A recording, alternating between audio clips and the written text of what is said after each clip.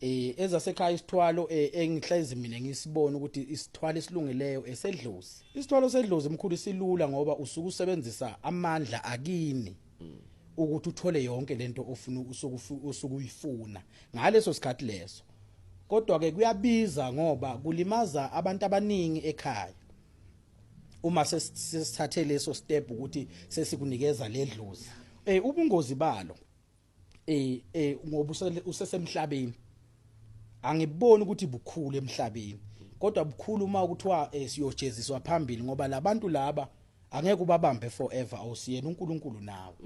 Phambili mawucala ukushona wena noma kulimala wena, le ingane zakho ezisele ngemuva ayizabe isaba into yalutho kangangokuthi noma kuthiwa udokotela uyawushintsha lowo mntwana loyo abe yinebethoni abe intwamntwana nje ongasafuna ukuyosebenza noma kuthiwa uthishera ashaya ingane axoshwe kugcina sekungathiwa sekulimala yona le degree yasebenza ngayo ishabalali iphele ngoba wena lento le uyithole ngenkani ngokusebenzisa amandla edlozi ngenkani. Kodwa ke futhi siyakwazi ukuyiqhubela phambili thina ukuthi efamily makuthiwa kukhona omkhulume naye weza kimi washo ukuthi no ubaba wayenze kanje, siyakwazi ukuqhubha lokho noma wena mawusekhona siyakwazi ukulungisa lo msamo ukuthi ungapheli, siulungisa elondweni lapho kakho la sifike khona bese ke sesidlala imagic ngembuzi ngoba le ingane zakho ngeke zikhona ukuyilandela into ungasekho, sibe sesidlala imagic ngembuzi ukuthi